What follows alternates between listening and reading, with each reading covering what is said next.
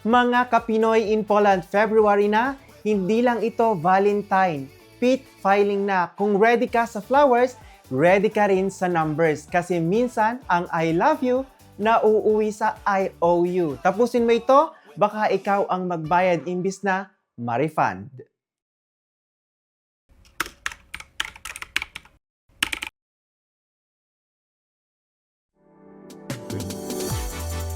Welcome to Adventures. In Poland.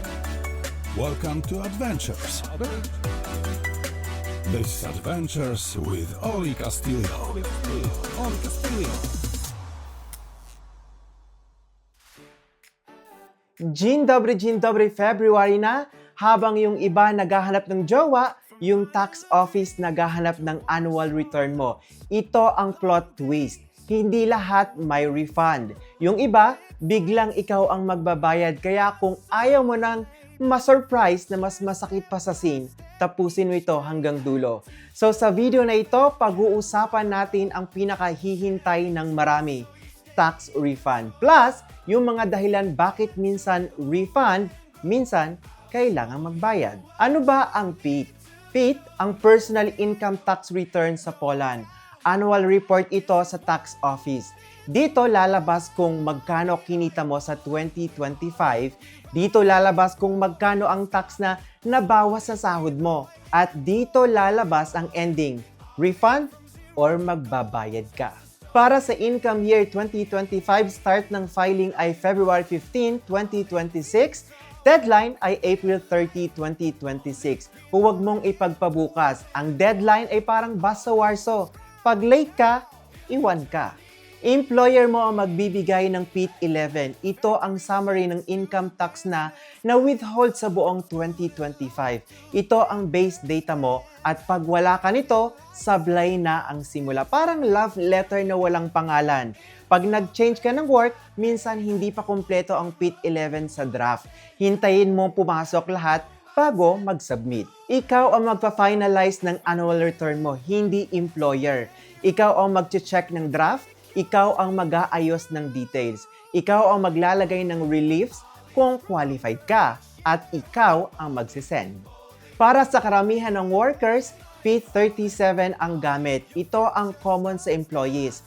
Kung may stocks or crypto ka, hiwalay ang filing. Madalas PIT-38 iyon. Huwag mo ihalo sa PIT-37. Pag hinalo mo, baka mahilo ang system sa daming error. Pinaka-smooth ng online filing sa TFUI IPIT sa e-Ocean Skarbove. Nakaredy ang draft, i-check mo na lang. Auto-accepted does not mean autocorrect. Kaya i-check pa rin, pwede rin ang i-deklaratsa para manual fill, may paper filing din pero mas matagal ang waiting sa refund. Bago ka pumasok sa TFUI IPIT, siguraduhin mo na working ang access mo. Madalas gamit dito, profile sa Ofane, Davud, or bank login. Depende sa bank mo at ayusin mo ito habang maaga. Kapag hindi ka na makapasok, mauuwi sa bukas na, tapos biglang April 30 na. Ito ang critical part. Kung PIT-37 ka at wala kang ginagawa sa TFUI IPIT, automatic accepted ito pagdating ng April 30. Pero, huwag kang kampante. Kapag may tax to pay, obligasyon mo pa rin magbayad. Deadline ng bayad ay April 30 din. Kapag na-auto-accept at may babayaran, makakatanggap ka ng information, may 7 days ka matapos mo matanggap ang notice para ayusin ang bayad. Pag lumampas, may interest. Ang PIT hindi gino-ghost. Hindi ito yung ka-talking stage mo. Tax office ito. Linawin natin ang refund at bayad. Refund, ibig sabihin sobra ang tax na nabawas sa sahod mo sa buong taon. Ibabalik ang sobra, tax to pay, ibig sabihin kulang ang nabawas sa buong taon. Ikaw ang magdadagdag. Kaya kung minsan, hindi ito refund season. Minsan ito ay bayad season at ikaw ang sponsor. Gaano katagal ang refund? Kapag online filing, pwedeng mabilis, pero ang maximum ay 45 days. Kapag paper filing, up to 3 months. Kung gusto mong mabilis, online. Sa e-Ocean Skarbove mo rin makikita ang status ng return at refund. Ngayon, bakit yung iba 5,000 zloty ang refund tapos ikaw 2 zloty? Hindi ito Wheel of Fortune. May computation ito, lumalaki ang refund dahil sa reliefs at deductions at dahil sa setup ng income mo sa buong taon. Madalas may child relief, madalas may internet relief, madalas nagpalit ng trabaho kaya maraming PIT 11. Minsan, galing sa civil law contract, umoba slitsenya or umoba jewo.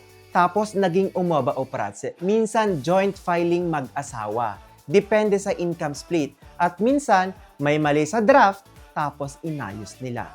So, kung ang refund mo ay 2 zloty, okay lang kahit pang ticket man lang sa bus. Kung negative, doon ka kabahan. Ikaw ang magbabayad. Ito ang information na kailangan mong tandaan kasi maraming fake tips. May nagsasabi, pag maliit ang declared salary, mas malaki ang tax refund.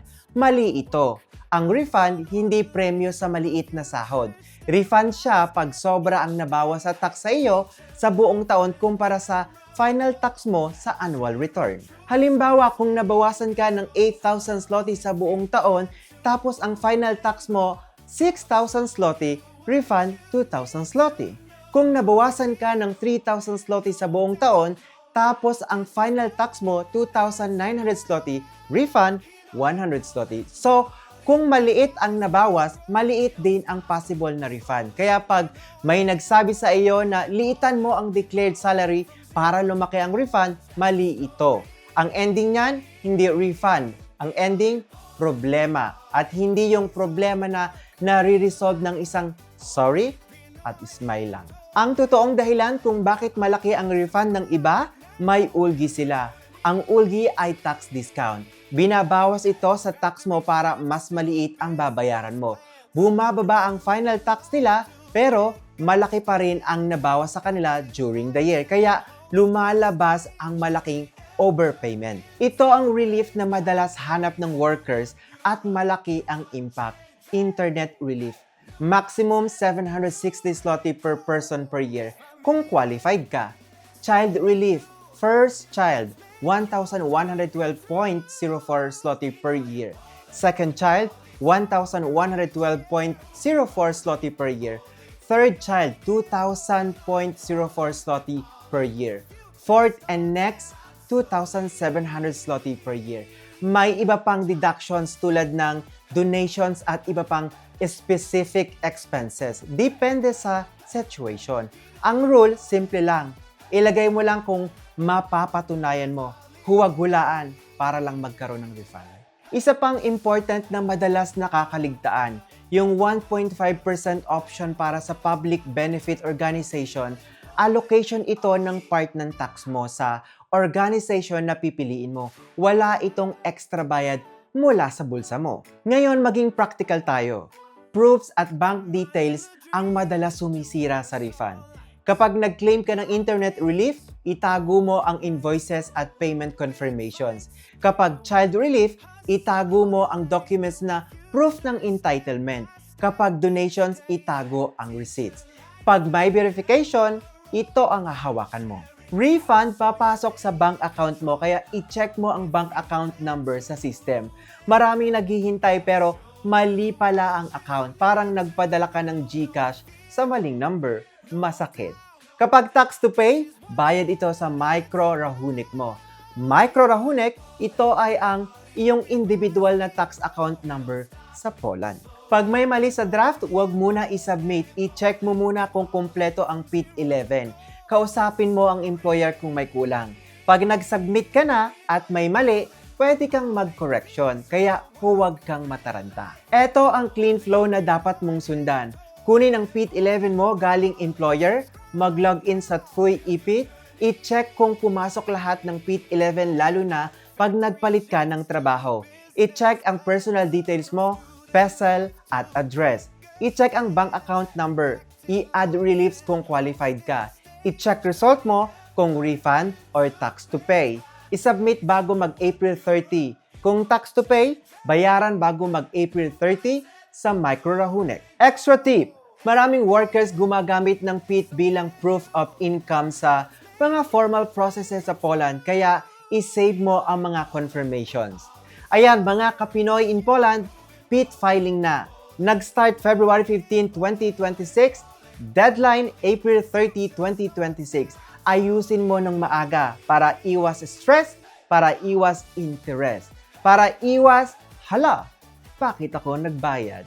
Always be vigilant and do your research. Maraming salamat po sa patuloy na pagsuporta. I am your Filipino vlogger here in Poland, Pinoy in Poland with Oli. Bringing you informative videos at laging nagpapaalala, ang sikreto ng pag-asenso ay nagsisimula sa isang pangarap at pagsisikap. Dziękuję bardzo i do zobaczenia. Thank you and see you in the next video.